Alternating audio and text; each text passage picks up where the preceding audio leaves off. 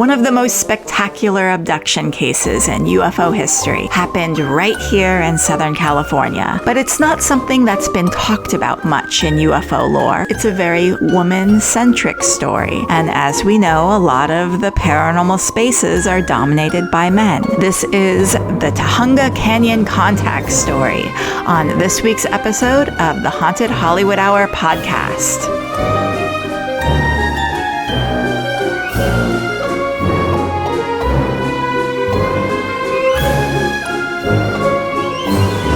Hello, this is Haunted Hollywood Hour with Tanya Dixon. Hello, everybody. And me, Carly Heath. And today I'm excited to share with you the full, most detailed account of the Tujunga UFO abduction case. And this is the most detailed account that you can find anywhere on the internet because I read the whole entire, Beans is so excited as you can see, the whole out-of-print book on the Tujunga Canyon UFO abduction. And there are other podcasts out there that talk about the case, but they will not go into as much detail as I am about to go into. Also, when the aliens abducted these women from Tujunga Canyon, they communicated to one woman a cure for cancer. And I'm going to share with you what they communicated with her. And so if you are a doctor or a scientist and know things about things, tell me if this is at all legit. I did some Google searching and I'm like, this seems kind of like maybe a legit thing. Before I get into that, since we're talking about UFOs, have you been following the story about the drones and UFOs? And yes, I'm fascinated by it. What are your thoughts? Oh, we're being watched by humans, I feel. In New Jersey? They're human-made drones. Yeah, they're human-made drones. There was something I saw that somebody was like, these aren't human. They're copying humans. It's aliens trying to, I don't buy that crap. My theory is everyone has been so enamored by Luigi, and so it's time to rise up. It's time to fight back against capitalism, and these drones are a way to divert our attention from Luigi to something else to get the news cycle excited. That could be, but it could also be our enemies literally coming in trying to... What they would find out, I don't really know. But if it's like Russia or China or something... Yeah, that's what I was thinking. Why wouldn't the military just shoot them down? That isn't so easy to do. I think that would... It's like a really next level situation that's already going on over there. If so it's like a Cold War sort of situation? Exactly. That's how I perceive it. Cold War in modern times using a drone, which makes sense for where we're at. I am open to everyone's thoughts and feelings on this. So leave us an email, leave us comments, tell us what you think. We'll have to wait and see what happens. Or at least what they tell us. Or at least what they tell us. Yeah. And I'm going to share with you a 1950s UFO abduction story that happened in Tujunga Canyon. It's one of those that, we've heard a lot of UFO abduction cases like the Barney and Betty Hill case that get a lot of attention. This one probably hasn't gotten the attention that it deserves because it was 1950s and it was lesbians. There's this theory that the UFO space tends to be a little bit more of a male-dominated right-wing space.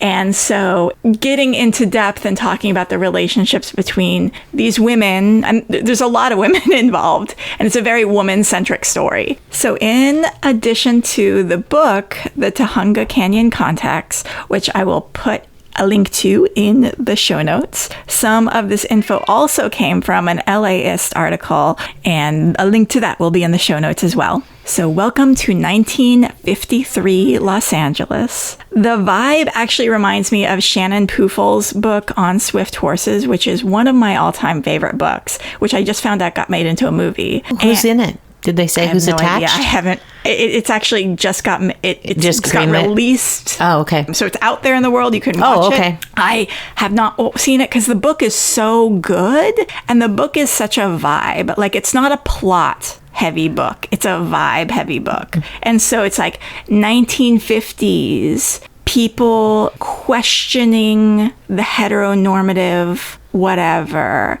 exploring their sexuality. And it's about this woman who, I'm going to get off topic, but it's about this woman who's married, and her husband's brother comes over. She's like really, really fascinated by him. He's gay and he lives a mysterious life. And kind of inspired by him, she starts like gambling on horse racing and exploring what can I do kind of outside of my marriage that gives me freedom. And then he is in Las Vegas exploring his sexuality.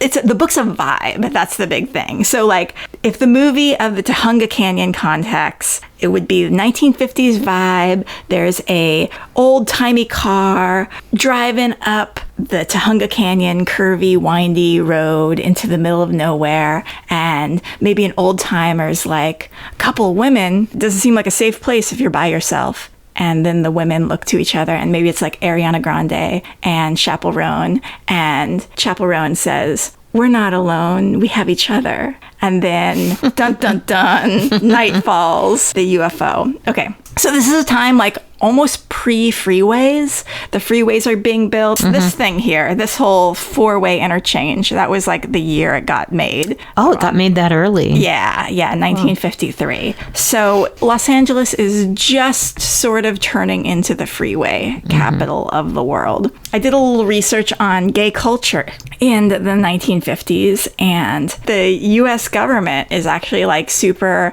concerned in the 1950s about these subversive groups, especially gay groups, because of, oh no, communism, right? The State Department says that homosexuals are a major security risk because of their perceived vulnerability to blackmail, since gay sex was still illegal in the 1950s.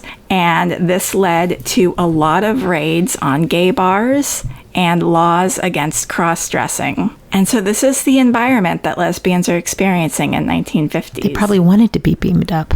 They probably ordered a spaceship to come pick them up. I love the intersection, the mirroring, the symbolism of aliens and queer people, the idea of being on the outside the boundaries of heteronormative society, and then there's outside the boundaries of known reality.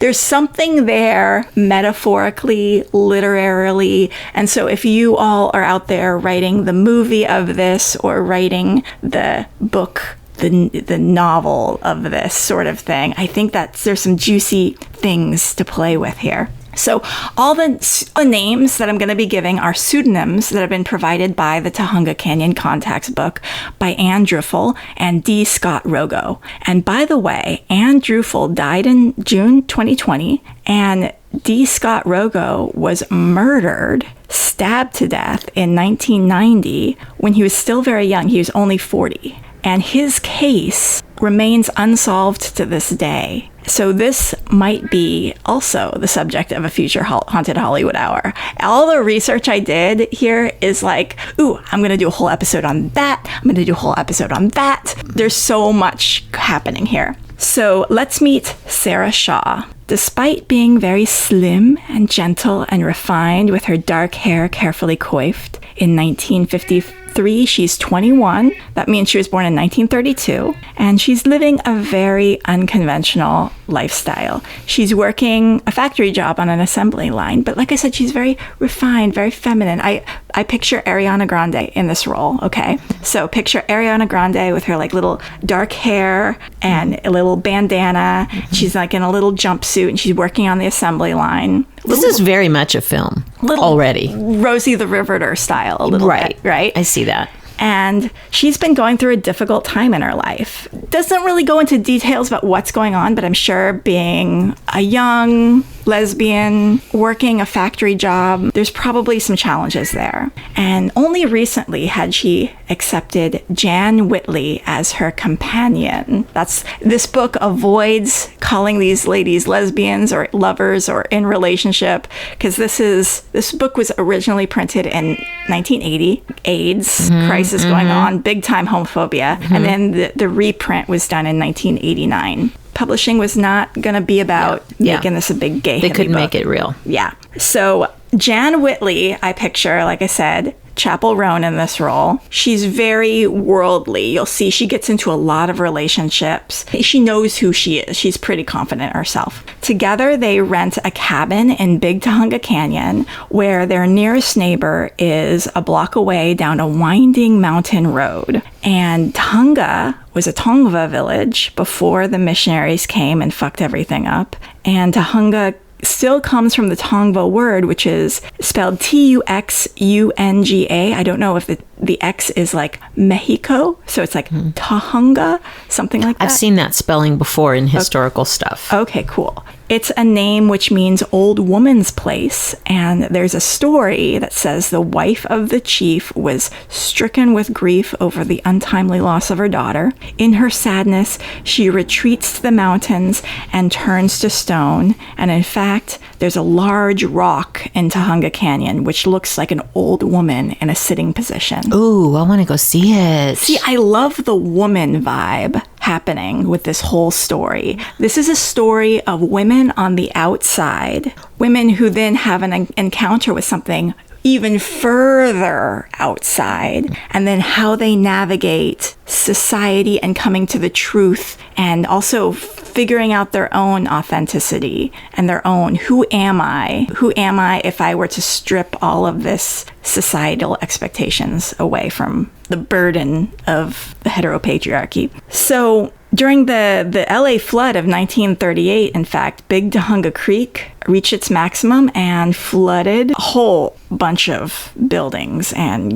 destroyed a whole, communities, basically. This was a huge, big deal. And that is why then Hansen Dam was built. So back to Jan and Sara. They're animal people, as the queers tend to be. The heteros. I know. It isn't just a queer thing at all. But lesbians always have their animals, right? Yeah. And they have a dog and a cat. And on the night of March 22nd, 1953, and by the way, the astrology girlies are being like, March 22nd? Because what's March 22nd? What? It's the day after the equinox. Oh, yes. Spring equinox. And so as I was doing research on this, and then I pulled up the Barney and Betty Hill case, I noticed these both happened around the time of the equinox. Both these abductions happened. And has anybody made that correlation? No.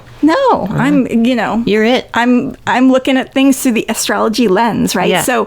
So this happened in, during the vernal equinox, and the Barney and Betty Hill case happened during the fall equinox. Oh, okay. But still equinox. Yeah. So this happens about 2 a.m. in the morning. Sara, Ariana Grande, is awakened by an ominous blue light filling the cabin, their little tiny cabin, and she's feeling like this oppressive thickness in the air. The crickets and the wildlife sounds go quiet. Everything is still and silent. Sara kneels on the pillows and looks out a large window that's at the head of the bed, and she senses something is wrong. The mysterious glow sweeps back and forth over the yard, but Sara can't quite see what's causing it. For a moment, she's actually afraid that it's one of the motorcycle gangs, 1950s motorcycle gangs. They'd seen the gang further down the road earlier that night. So she's a little, concerned about this. But it's not like a vehicle light. It's not like a yellow or white light. It's a blue light. And that silence is actually mentioned in a lot of alien abduction cases. Right? Yeah. Yes, the silence of nature, the silence of wind, animals, everything. It goes quiet from many accounts. And so Jan wakes up, and Jan, Chapel Roan, jumps out of bed and goes to the closet to get her robe. She doesn't know if it's motorcycle gang, if it's something, but she's like, I gotta put my robe on. And as Jan is going to the closet, Sara notes the time on their little bedside clock, which reads 2 a.m. And Sarah's thinking, well, it can't be dawn, so this light is coming from something, because it's not the sunrise or anything like that. It's too early. And then Sara notices herself becoming really confused and dizzy and strange, and the minute hand, she looks at it again, is now on the 4. And she looks back to Jan, and Jan's still by the closet, and she says, Jan, you've been standing there for 20 minutes. And Sara now realizes that she's not kneeling on the pillow anymore, but she's sitting on the bed with her bare feet on the cold floor. The bluish light is gone, and she realizes that she misread the clock, that it's not 2:20, but it's actually 4:20 a.m. And the air is so oppressive that it's difficult to breathe. And actually, Sara recently had a lung surgery, so she's worried about being able to breathe in her lungs. And so she's wondering, is the heater on? Is it leaking fumes? She goes into the kitchen, and in the kitchen, the heater's on, but it's fine. There's no fumes coming from it or anything like that. But the animals are underneath the stove in the kitchen, and they're extremely sedate. They look like they've almost been drugged. So Sara and Jan become just really concerned. They take the animals, they run out to the car, and Jan looks over and sees a figure, a filmy apparition near a bush between the house and the car. And to her, it looks like a man with long hair streaming down his back. And she just gets this feeling that he has like a benevolent vibe to him. But this is like the 1950s. This isn't like hippie, long hair dude was common. Right, you didn't see that. Yeah, you didn't see men with long hair. And so they go stay at Jan's foster parents, and their good friend Emily Cronin takes them in, and then a few days later, when they're feeling brave, they go back to the cabin, and they first go to their nearest neighbor, who's Jack. He's a very old man, and he's the man in the trailer who'd be like, I don't know about women coming up here living by themselves. He's played by, I don't know, who am I picturing? An old William H. Macy. Like something like that. Mm-hmm. So they ask him, have you seen any lights? Has any of the neighbors seen anything strange, a couple nights ago? But the thing about Jack is he says no, but he's psychic. He claims to be psychic. And so he goes with them to their cabin. And when they step out of their car and they visit the cabin, both Jan and Sara feel like there's some strong vibes. And Jack says aloud, there's some strong vibes happening here around this place. And there's an influence that's being felt. It takes about 6 days for those weird bad vibes to diminish. And then finally, Jan and Sara move back into the cabin. And again, they keep on asking their neighbors, did you see any lights? None of them saw anything. That's when Sara starts to feel this strong need to change her life drastically. Instead of the factory job, she starts training as a medical dental assistant, and she takes a job in a hospital and begins learning more and more about medicine. And then suddenly in 1955, she has a strange vision. She says in her mind, she saw a cure for cancer from a common household substance. I'm going to get back to this in a little bit, so hang with me on this. She saw a malignant tumor being swabbed with this ingredient, and she saw the cancer shrinking. She also felt like a very strong need to keep this silent until she met with the right combination of people to reveal this thing that she now knew. And here's the thing. When I read all of this, I was like, have you ever met that friend who has really big ideas? Oh, yeah. And they claim to know the answer for the thing. Oh, yeah. And I have they that get friend. real excited. And so I was like, I think she is maybe being a little bit delusional here, right? But then I'm going to come back to this. And I had a change of heart after some things get revealed. So, you medical dental science people, listen, think, tell us your thoughts when I get to the whole reveal of this. So, Sara, breaks up with Jan, moves to the southeast. And in 1970, she actually tries to tell a doctor about this cancer cure, but of course was ignored. Because imagine some little lady, Ariana Grande, coming up to you and being like, I know the cure for cancer. Right. And the doctor being like, I'm sure you do. Yeah. Not well received. She married a man, actually. I think she ends up getting married to a man, to two different men. She tries to live the life of a typical American working wife. As there's starting to be more public attention about UFOs and in the news, Ann Druffel's name comes up, who's the author of this book. She's the project coordinator for the UFO information center called Skynet, which is a very Terminator name, and had been receiving UFO reports for 10 years. Sara really wants answers to what happened to her in 1953. So she contacts Anne, and then Sara and Anne track down Jan, who's still living in Tujunga Canyon, but on a different street. And Jan had recently suffered from breast cancer and had a mastectomy. And the doctor who she was being treated by was advising some unconventional treatments, vitamins and all sorts of, in addition to the regular medical stuff, but also trying some experimental things. And when Sara heard the doctor's name, she suddenly got really excited. And she's like, that's the guy. That's the guy I'm supposed to reveal my secret to. Was his name in her vision or his? She just had a feeling? I had a really strong feeling this is the guy. Mm-hmm. And so she's like, this doctor and Jan, this is the combination of people that I was looking for. And I'm going to then come back to, she's eventually going to be able to meet with this doctor who is Jan's doctor. But before we get to all of that, she has to be hypnotized to find out what exactly happened during that missing time thing that she experienced in 1953. So she's really excited about meeting Anne, who's going to help her uncover what was my whole UFO abduction experience, what occurred in this missing time. And so Anne is like, you need to be hypnotized by this doctor. He's the guy who's going to do it. And he's a legit guy. He works for the LAPD and their behavioral sciences psychology unit thing. So his name is Dr. Martin Reisner, and he is going to do a full hypnotic regression to find out what happened in those 2 hours and 20 minutes. And first, the doctor, he's legit. He does a full psychological evaluation on Sara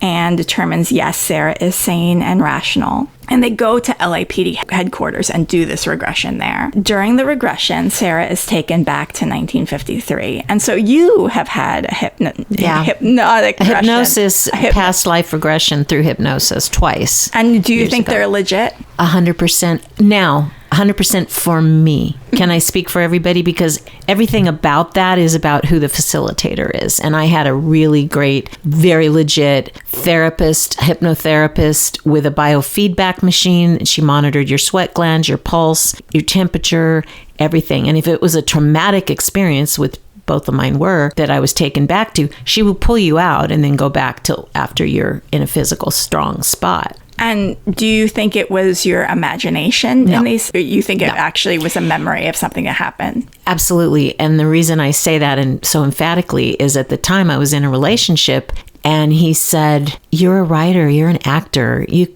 make up all that stuff. And I said, first of all, I hate that when people say that, because when you're getting paid, you can turn it on, but not just getting paid. When you're consciously doing it, why would anyone put themselves through trauma? There's enough trauma in our lives. Why would you go to a distressing place? Because here's the thing. A lot of people will say, oh, everyone that does past life, they were a princess and they were a king. No, they weren't. I was not. I was in two very traumatic situations. Why would I put myself through that? And to this day, it stayed with me like a movie that I saw yesterday. Exact smells if I, drudge it up. I want to be hypnotized. But make sure you do it. With and you guys, if anybody ever does it, and you too, Carly, really do your homework on who your facilitator is. That's super important. Okay. So I kind of think this guy, this psychologist, hypnotherapist guy, he's pretty legit since he works for the LAPD. Right. I would consider that a legit guy. Yeah. And so during the regression, Sara's taken back to 1953.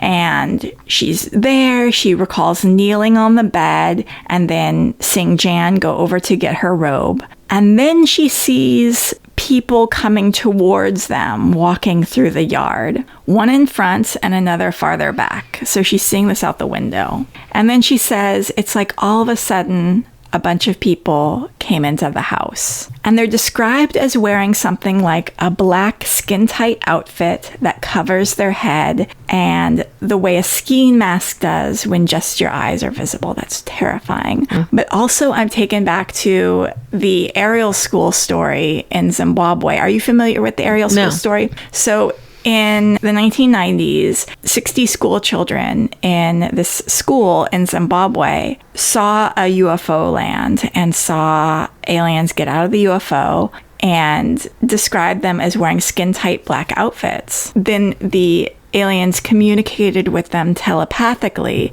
about the importance of saving the environment. And now these kids, even today, they're grown up. They remember everything. They're like, no, this wasn't my childhood imagination. This actually happened. I saw UFO land. I saw aliens wearing skin-tight black outfits get out of the UFO in broad daylight and then communicate telepathically with us about saving the environment. Wow. What year was that? This is early 1990s. Oh. This is all documented in a lot of UFO documentaries, but most recently in Encounters, which is on Netflix right now. That's a good UFO series. I think there's 4 episodes. Yeah, I started it. I've got to go back to it because I'm in the middle of 10 things I'm binging. So yeah, got to go back to that. Yeah, and they also do the Fukushima nuclear thing with the orbs over it, which the orbs over it kind of remind me of the New Jersey things too. I don't know.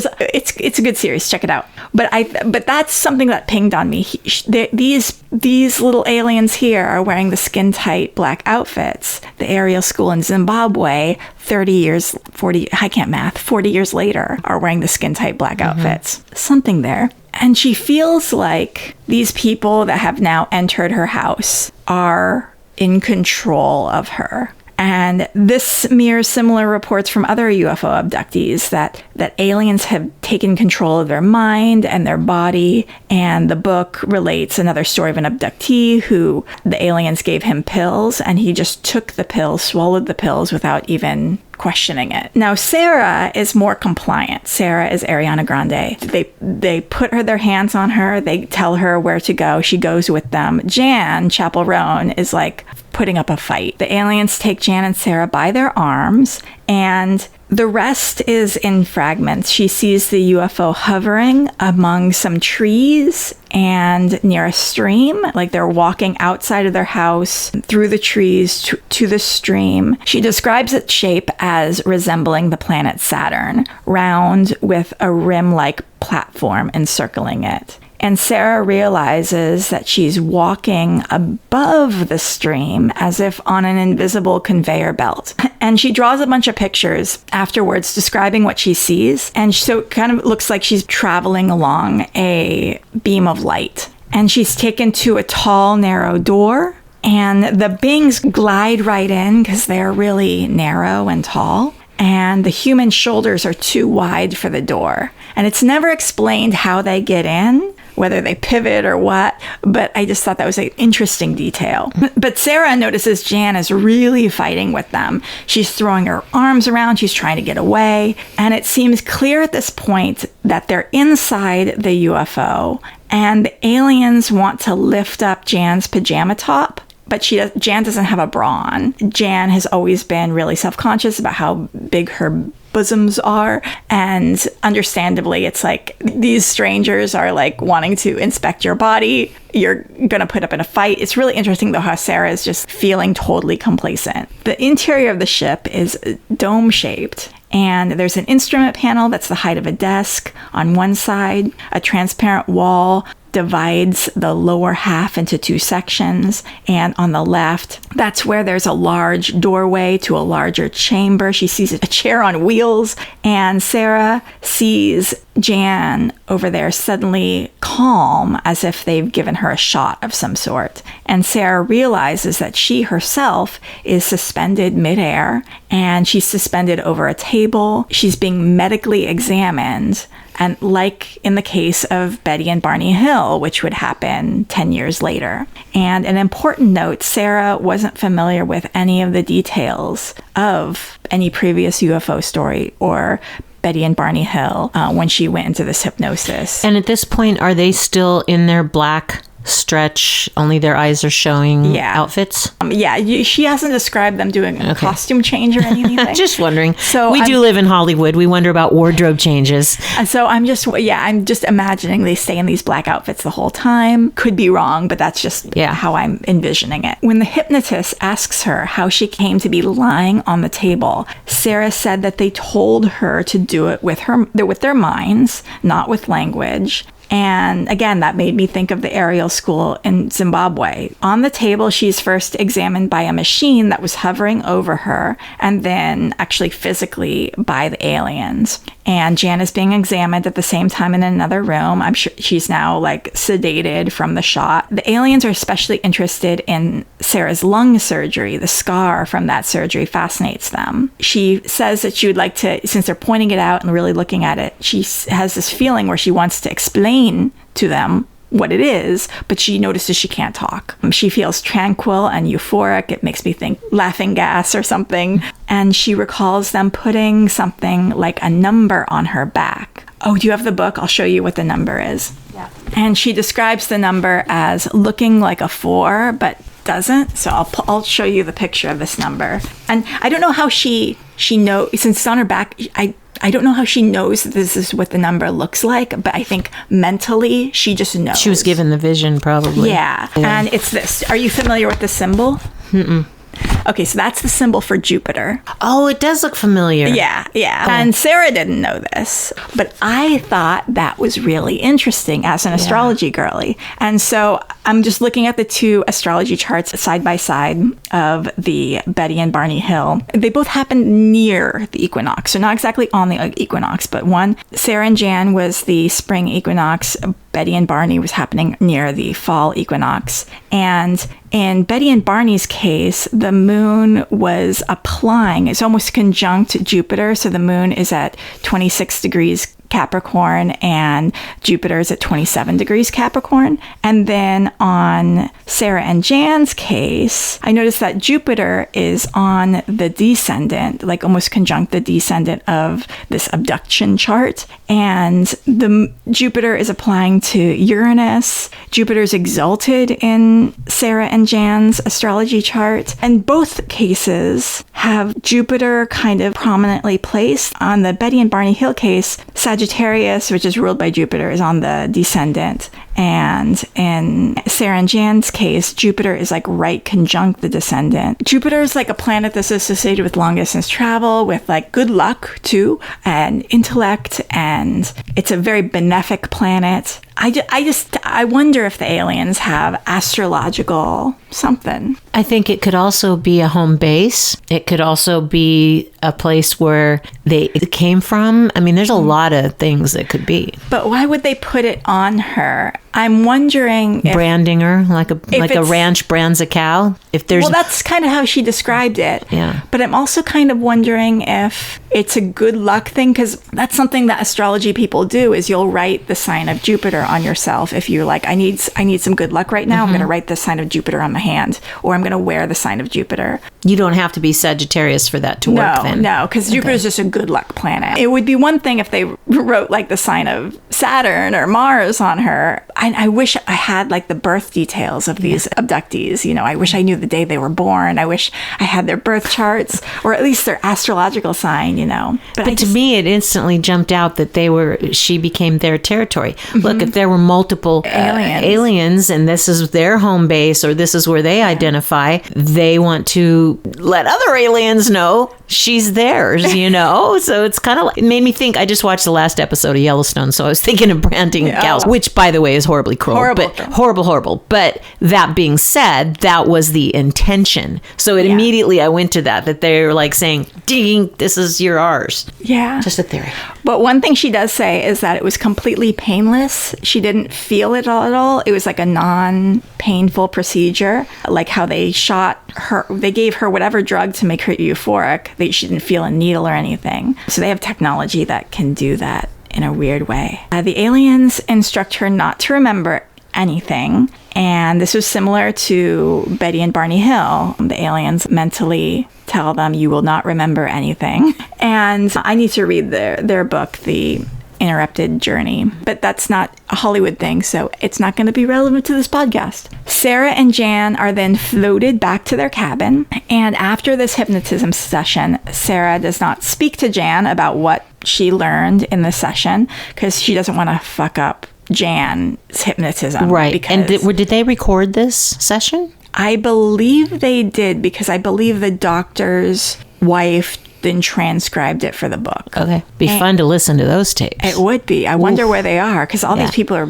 probably dead. Yeah. So they don't want to fuck up Jan's hypnotism session. We want to make sure her account is pure and untainted so that whatever Jan reveals, it's legit. So let's cut to Jan. In 1953, after Jan and Sara broke up, Emily started living with Jan. So Emily, who am I going to cast as Emily? Billie Eilish. Selena Gomez. No.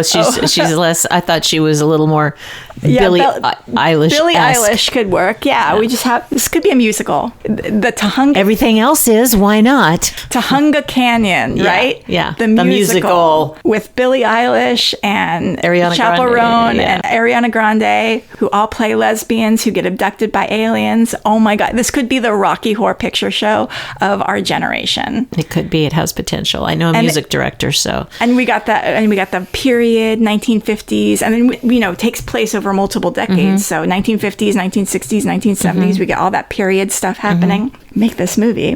So 1953, Sara goes on her spiritual journey into the medical field. She's like, I'm quitting my factory job.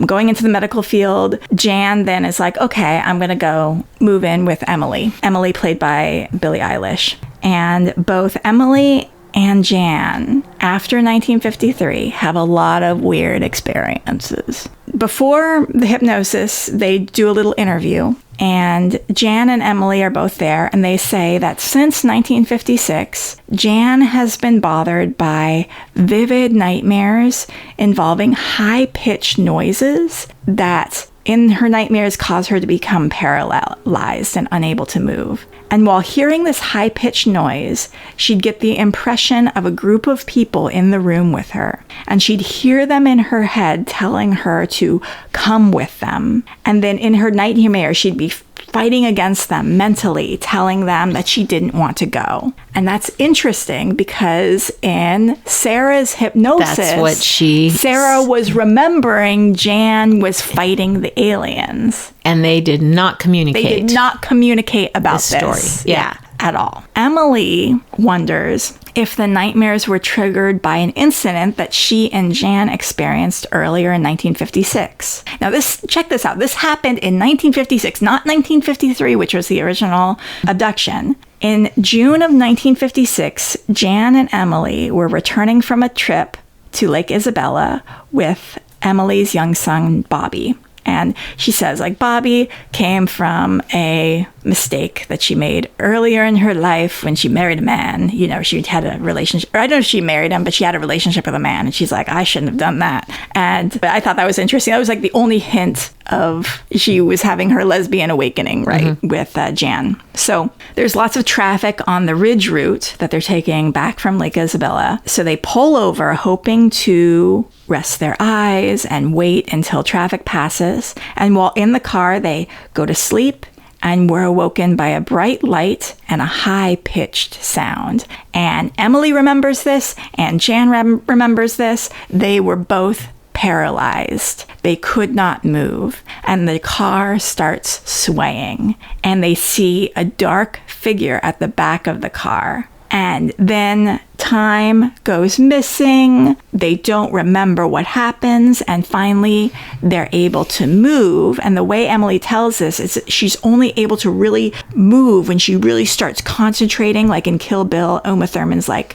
move your little toe. Like she says, that's what I had to do as a child with all the sleep paralyzations that we talked about. You have to like really... You start, and my mom is the one, my late mother, she had it too. And she said, what you got to do is you got to start with your little toe and work your way up. This is weird because I've never talked about that with anybody. And the only time I had it as an adult was the story I shared previously about the house and the spirit. But as a child, I had it happen all the time. Ooh, where was I going? And that was what I would do is wiggle my little toe up my body. Yeah. Ow. Finally, the spell breaks. And they are like, what the fuck just happened? They go to the restaurant down the street and they talk about it. And both Jan and Emily experience the exact same thing. And Jan also recalls in 1967 or 68, she woke up one night unable to move again, and she felt the same oppression, the same inability to breathe that Sara had felt, and she sees disembodied, elongated faces all around her. And the feeling lasts for 30 minutes, and it's as if beings are mentally telling her that they want to take control of her body, and she's like fighting against them. Emily has similar experiences too. She describes the entities as having round heads and flattened features, and the beings she remembers are all small, but she remembers them as wearing clothes of a shiny light material. So Emily's beings that she's remembering, shiny material. Sara is remembering black material. And Jan is mostly just remembering faces. Did she see the whole face or just the eyes? She sees the faces they're like elongated, and she's also describing like multiple colors that she's seeing. There's multiple abduction incidents, like these sorts of things, and maybe it's PTSD, maybe it's folie à deux, where Jan is like so in this mental state of belief in this that maybe Emily picks up on it. But it's all very, very interesting. Unfortunately, before the doctor can actually set the appointment for a deep hypnosis in LA, a fire ravages Big Tujunga Canyon. And Jan was still recovering from a mastectomy and radiation burns on her lungs from the radiation treatment. Her community burns down in a fire. Her house too? It doesn't say whether her house burns down, but it does describe her going back to Tujunga Canyon and seeing all these animal skeletons in the aftermath of the fire. And she's like a big animal person. And so that's like really traumatizing for her. And also just like from a literary, symbolic, metaphorical imagery way for a movie, that moment, that idea of being stripped away, of your, mastectomy, surviving cancer, of seeing your community burned, of seeing the bones. There is interesting poetic parallels there that I feel like can be toyed with. There's so much smog and smoke in LA in the 1970s. I've heard multiple people talk about this. Yes, there's pictures of it that they've captured it. It's like a heavy, thick, very almost tangible. Like I bet it, when I look at pictures, I'm like, looks like you could chew it. Yeah, before the Clean Air Act. Before the Clean Air Act, yes. It was terrible here, and people couldn't breathe. And people died of cancer when they weren't smokers, lung cancer. Yeah. Oh, wow. Yeah. And so Jan's like, I can't stay in LA. So she moves to Northern California with her new partner, Sue Whitley, who we need to think of another young actress to play Sue. think of someone. So a different doctor hypnotizes her up there. Way too much is made of the transition between LA and Northern California. So the film needs to cut to the chase here. But during the hypnosis session, Jan has a hard time recalling anything at first. Jan is extremely resistant to hypnosis, and I wonder if certain people can't do it. Like Sara was very pliable with the alien. Sara was, okay, I'll go with you. Okay, hypnosis. Okay, I'm in. Done. I've read that a lot because I studied it a little bit, and there's definitely people that, a lot of metaphysical things, that's true. There's people that Reiki doesn't work, and other people, they say it saved their physical ailment, Actually, acupuncture's like that too. So I think there's a lot of metaphysical things. It's really about who you are. Yeah. And certainly hypnosis is one of those. Yeah. So Jan, who fought the aliens, Jan is fighting hypnosis. She can't do it. They even ask her about, what was your childhood like? And she's like, I don't remember. I kind of love Jan in a way, because Jan and Sara are the exact opposites. Jan's like very worldly, but Jan's like, no bullshit. No, I don't know. I don't I'm not calling it bullshit, but yeah, she's a no bullshit. She's like, I don't know anything about my childhood. I don't know. I didn't stop. This isn't working for me. And finally, there's a lot in the book about the different techniques that the hypnotherapist uses. And this part is like, I'm a little worried, because to me, it seems like the hypnotherapist is asking leading questions and trying to get something. But they also explain that this is the way that it has to be done. When I was doing it, she didn't do, now that's my only experience with one person.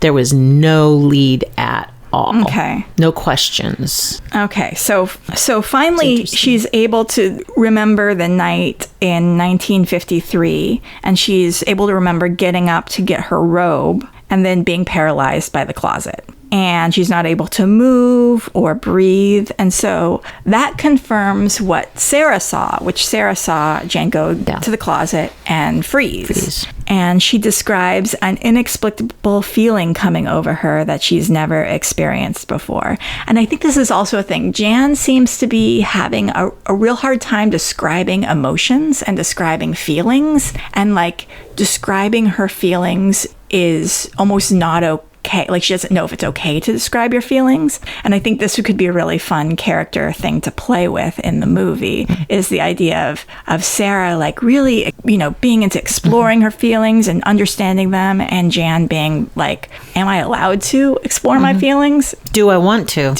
Maybe she didn't want to. She even, while watching Emily get hypnotized, and Emily describes it as being cold, Jan's like, oh, I didn't know I was allowed to say that it was cold. Wow, okay. So she describes an inexplicable feeling coming over her, something she's never experienced before. Because she's not good with words, she doesn't tell us what it's like. She remembers seeing the lighted face in the bush as she's heading to the car. And that's it. That's all she remembers. There's a lot of, the hypnosis session does reveal that Jan's nightmares about the shapeless, formless creatures that are trying to get her to go with them, those actually start in 1953 after the 1953 abduction. So she had thought that these nightmares were 1956 after the being paralyzed in the car. Sure.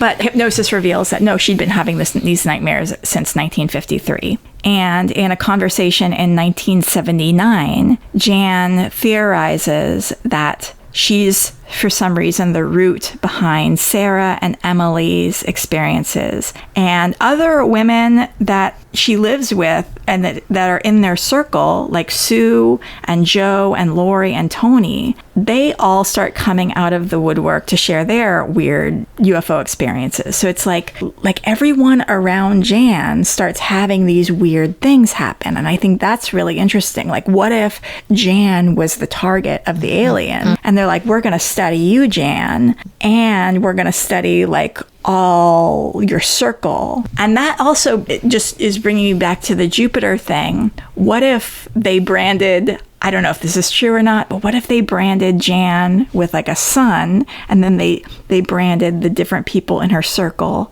with like other planets that are orbiting around her? And well, did anybody speak of that? No one did. Carly did. I'm just like... Just Carly. Just that would be interesting. Creative license in the film. Yeah, and this is an idea for the film. Okay, so now it's time to get back to the cure for cancer thing. So Sara believes that the aliens implanted in her mind this cure for cancer. It's vinegar. And so I read that. I'm like, okay, whatever. Any particular kind, like apple cider? She says that you're supposed to douse the tumors in vinegar. And that's what the aliens showed her. She goes through a whole process to meet with Jan's doctor. I mean, you can't just like go to a doctor and be like, hey, can I talk to you about my cure for cancer? Yeah, that the aliens gave me. But she also wanted to be really honest and upfront, that she wasn't like seeing the doctor as a patient and wasting his time. She wanted to let him know. So she goes through a whole process. She's very repetitive with him. She sits down with him finally and is able to talk to her. And he actually listens to her.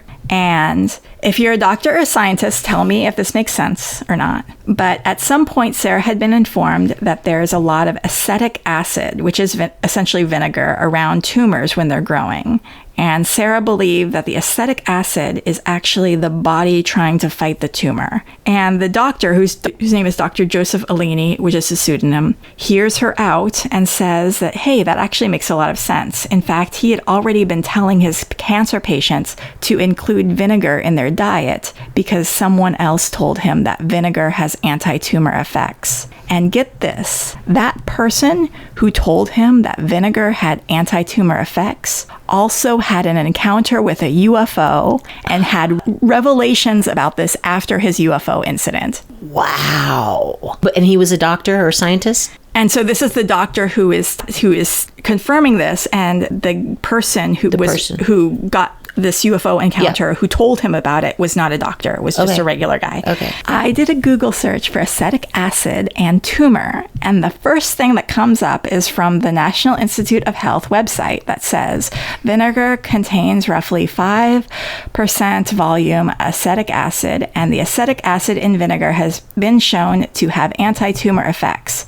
Indeed, in a previous study, we reported that 0.5 volume percent acetic acid induced cell death, particularly in cancer cells. The paper also says some types of vinegar also show anti-tumor effects. Normally fermented sugarcane vinegar, Kibizi from Amami Oshima Island, induces apoptosis in human leukemia cells. Additionally, vinegar produced by rice shoshu post-distillation slurry suppresses the growth of tumors and prolongs lifespan in mice bearing solid tumors. There's literally paper after paper about acetic acid killing cancer cells that goes back to 1988. That's amazing. Wow. And under hypnosis, she's recalling everything. She also uses the word occasionally acetylsalicylic acid, which I probably pronounced wrong, which is aspirin. And there have been studies that say that injecting tumor cells with aspirin also kills cancer cells. And get this, Chinese vinegar factories recorded near absence of cancer cases, and the few cancer cases that have surfaced in the factories do not experience the degree of malignancy seen elsewhere, and those people lead a long lifespan. It is theorized that the air around the vinegar factories has a lot of acetic acid in it, and people are breathing it in, people are taking it into their bodies, and it's reducing their cancer. Doctors, contact me. Let me know if there's any validity to this. I personally, something I used to do in my old house, because it kind of smelled a little bit, because the previous owner had smoked cigars a lot, I would leave out a bowl of white vinegar, and it absorbed the smells. And then when my dog would get skunked, I would boil apple cider vinegar on the stove, and it would get rid of all the smells. So maybe I'm just gonna once a week boil some apple cider vinegar on the stove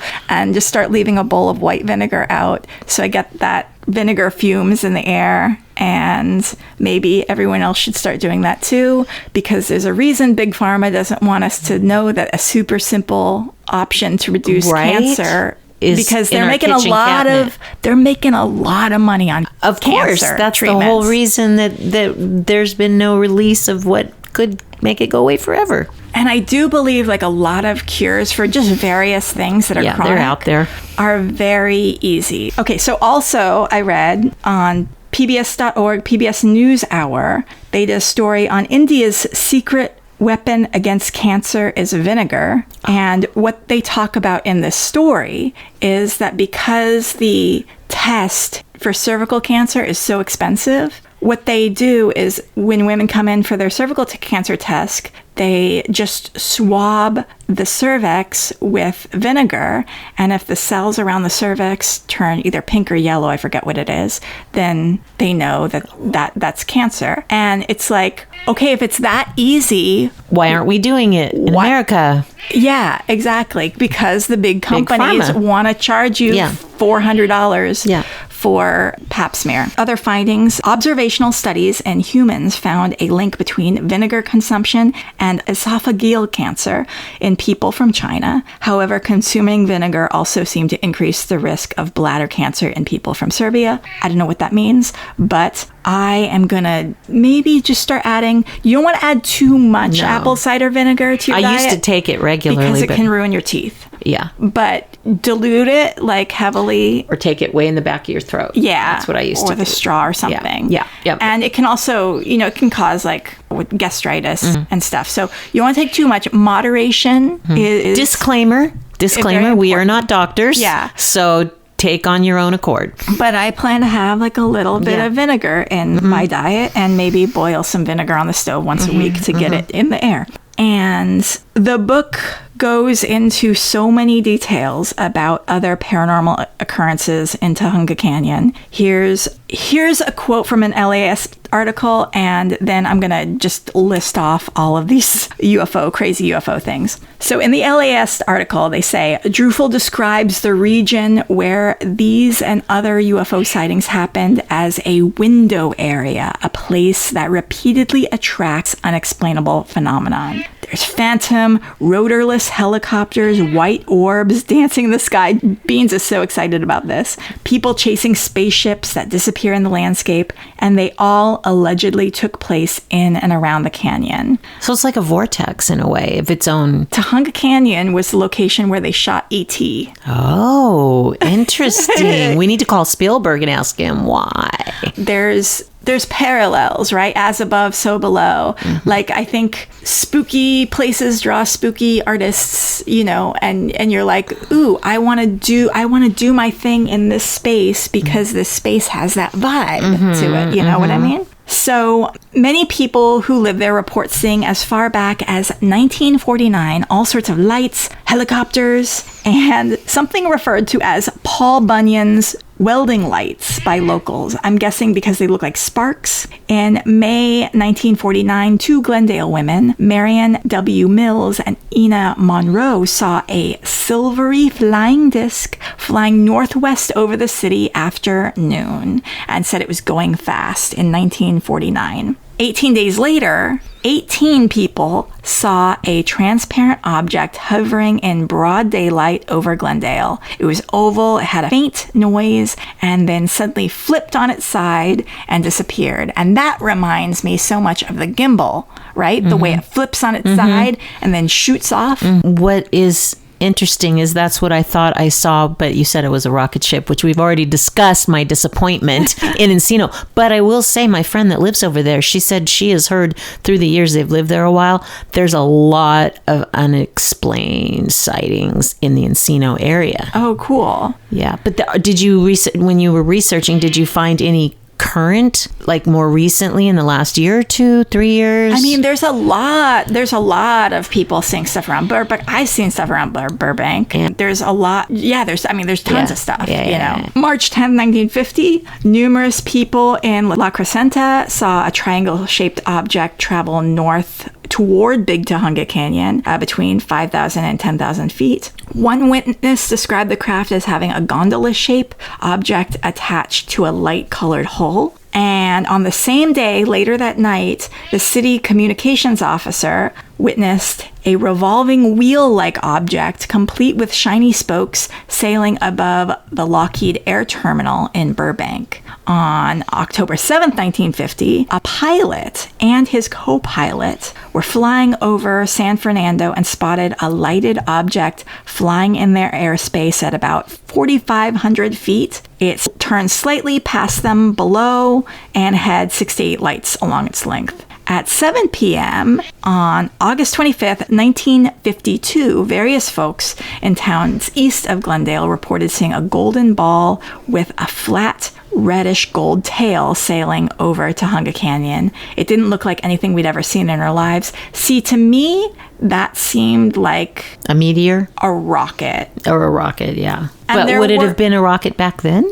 There was this whole Nike missile Cold War era stuff around. Okay. So it might have been a test launch of a missile. Yeah. What about a meteor or a star burning out? Well, a meteor would be super fast. It wouldn't hang around like that. What about a star burning out? Well, that would be like a supernova. That would be something that you would see for months and months and months. Oh, okay. Way off in the distance. I clearly need to take a trip up to the Griffith Observatory to upgrade my knowledge of these things. Yeah, but so I was thinking, okay, that could be a rocket. Yeah. On January 25th, 1954, at about noon, a woman sees two objects spinning around one another, a brilliant bluish-white one with edges that appeared to be sawtooth, and she watched them for 15 minutes. On May 19th, 1955, thousands of residents around La Crescenta, Tujunga, Sunland, Montrose, and San Fernando saw a mysterious silver-colored object floating high above the Tujunga Canyon area. A guy named F.K. Morris in La Crescenta observed them through binoculars for about 15 minutes, and a sergeant named James Thorpe sharp, and multiple deputies from Montrose watched the objects until about 8 p.m. In 1957, there were 2 more sightings in Glendale. In 1960s, misty gray light people appeared to local school children who were camping in the wilderness there.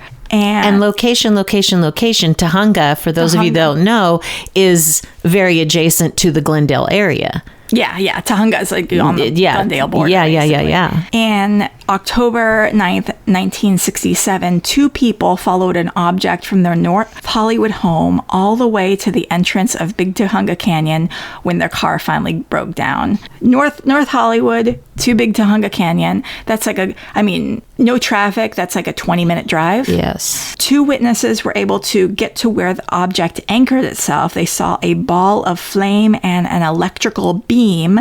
They followed it until the sun came up and lost sight of it. Throughout their entire chase, the object was only a few hundred feet above the ground. Did they experience a time lapse? I was just thinking that. There was a flood of Bigfoot reports in 1972. Their heads were described as peaked or conical. One observer said they looked 12 feet tall. Sometimes observers described that the creatures could be invisible and could become invisible. One researcher described the creature as making him temporarily blind and speaking to him telepathically. Now I want to do a whole Bigfoot episode. There seems to be a lot happening there. I wonder why it's so active in that general vicinity. Well, I wonder if there's like a Native American connection there. Yeah. And just it's like you go from city to, and then that's the wilderness. Well, that's a good point. That probably wouldn't have any room to do all their alien things in other parts of the city. Yeah. We also get a very detailed story that took place over the course of many hours and started around 8 p.m. on September 3rd, 1975. And I probably will devote a whole episode to this story. 2 women, Mrs. Violet Cromwell and Mrs. Celia Bryant, followed the sound of helicopters to see a round, brightly lit object hovering above the hills with helicopters circling around it. She watched through binoculars and was joined by many other witnesses, and the object was vibrant blue-green on top with a white middle and a glowing red bottom, and it somersaulted in the air, changed shape, then instantly changed altitude about 1,000 feet at a time. Again, that reminds me of the gimbal in 2004, right? Yeah. And 2 helicopters, and then 2 military jets went after it. And at 10:30 that night, so she started watching this at 8, and now it's 10:30. And she sees lights from the Nike missile base. So there's these Nike missile bases all over Southern California during the Cold War so that they could launch missiles. And it was hidden on Mount Pacifico.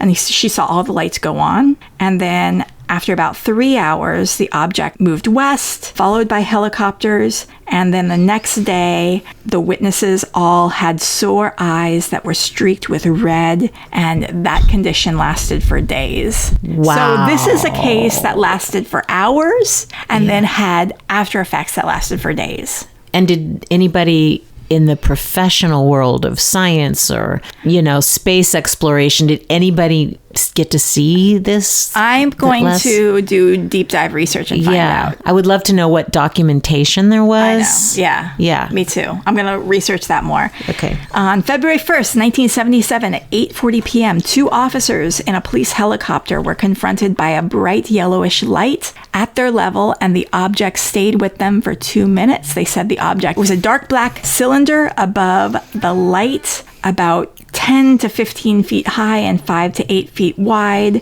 and then it was gone in an instant. And on March 6, 1977, a young security guard named Douglas Crease was working out in Sylmar. He followed a large red glowing light. He followed it and got about 300 feet from it. So 300 feet, shorter than a football field. That's pretty close. A third of a football field. Yeah. Right? Yeah. And he describes it as a giant tuna can with a high transparent dome. He could see the bushes and the trees through the dome, and the rest of the craft was apple red. It gave off a low hum and heat he could feel. And in the Encounters Netflix documentary, another witness describes the heat of the craft. And it got me thinking about the air in the room when the women were woken up by the lights, the oppressive air. And I wonder if that was the heat from the craft. So I'll wrap things up by saying I've never been to Tujunga Canyon, but now I want to go. And it's so close. I know. It's literally in our backyard because Carly and I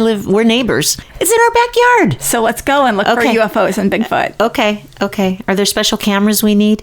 We should take our friend Natalia with us. We have a friend that's a scientist, anthropologist. She knows a lot about Bigfoot. Yeah. We got some fun people we can bring on to investigate further. Yeah. So what do you think about the whole Tujunga Canyon thing? I fully believe that there are spaces on Earth that can't be explained. The Bermuda Triangle, areas of the ocean where the bottom has never been found. I think that it's entirely possible that it is sort of a vortex inviting these beings to this location, because it is something that you hear people talk about through history with unidentified flying objects. Is there's a space that just gets a lot of activity, a clump over here and a clump over there and a clump in Roswell. So there's got to be something that's drawing them to certain spaces. And I say them with complete confidence that there is a them, because I feel it would be very arrogant of human beings to think we are the only beings in the galaxy. Mm-hmm. Of course there's others. But in Jan and Sarah's case, on one hand, the parallels of what Jan is able to remember and her PTSD that she's about fighting the aliens, and then Sarah's hypnosis remembering Jan fighting the aliens, that was really compelling to me. The whole thing about vinegar and cancer was really compelling to me. I first heard that and I was like, no. And then I was like, oh, that's really interesting. I can't wait to read this book. I'm going to pour through it. The fact that they want to use pseudonyms, so they're not doing this to get attention. Right, that's a good point. And they're devoting a lot of their time to hypnosis and all this thing. But there are some people who just want drama in their life. And the 1970s was a time of, look at all this UFO stuff happening. And they want to be involved in the drama. So they're going to make something up, or they're going to reimagine, reflect on something that happened to them that was a little bit weird, and make it a little bit bigger than dramatize it than it really was. Yeah, make the fish 10 inches instead of 6. Yeah, the other night, I usually let my cat out at around 3 a.m. in the morning because he wants to go outside. Oh. I know, right? Jerk. I think letting cats out is bad, obviously, but he had a whole life for 8 years before he came to me, and he demands to go outside. And so it's like, I can't change his ways. I tried. Yeah. He gets mad. So I let him go out at 3 a.m. in the morning. And usually by the time I wake up, he's meowing and he wants to come back in. And I woke up and I noticed he hadn't meowed and wanted to come back in. So I open the door, I call out, Beans, Beans, Beans. And usually then about 5 minutes later, he'll come in, when he feels like it. And I noticed that, he hadn't come back in. So I'm like, make some coffee, I'll wake up, I'll do some things, and then I'll call again. And I sit down as I'm thinking like, I should go to the door and let him in. I look down on the floor and Beans is in the house? In the house. He's on the floor. What? And I'm like, what? I lost some time there because I remember letting you out at 3 a.m. You didn't come back. One, early in the morning, your brain doesn't do things. I could be like, I lost time. I was abducted by aliens. Or I could just be like, I was early in the morning and I don't remember. And there's a wide valley in between. Dang. That's a spooky thing, too. That was going to be my spooky story. That is a spooky story. Well, I will say there's one alien story that I particularly love. It's Saturday Night Live with Kate McKinnon. If you guys, have you seen it? Her version of being abducted? Oh my gosh, it's funny. I think I have. Oh, you guys, if you have not, go to YouTube now and Google Saturday Night Live Kate McKinnon Alien Abduction. It is one of the funniest sketches of all time. She's brilliant. I'm not going to give you guys any hints, but you will laugh. But it is about an alien abduction. Oh, it's cool. funny. So what are you looking forward to? Well, the holidays are coming up this week, and I don't do a whole lot, but some more Christmas type gigs. A couple friends and I are going to work on after Christmas probably the week after, some outtakes for a music video we're going to do with a friend that's a musical director that we met from the radio play, who's really talented. And she has some songs, Christmas songs. So she wants us to use some of the beauty around the Christmas lights and stuff and do some B-roll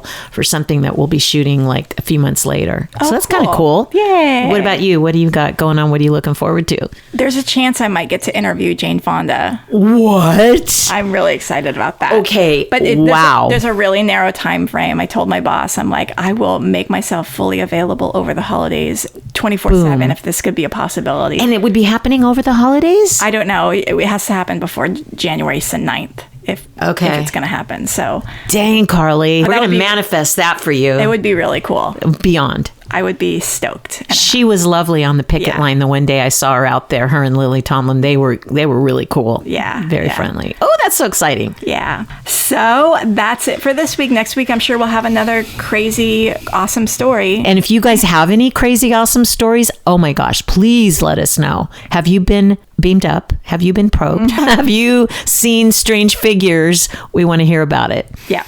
And give us a follow on Instagram at Haunted Hollywood Hour and follow us wherever you get your podcasts. Bye. Bye.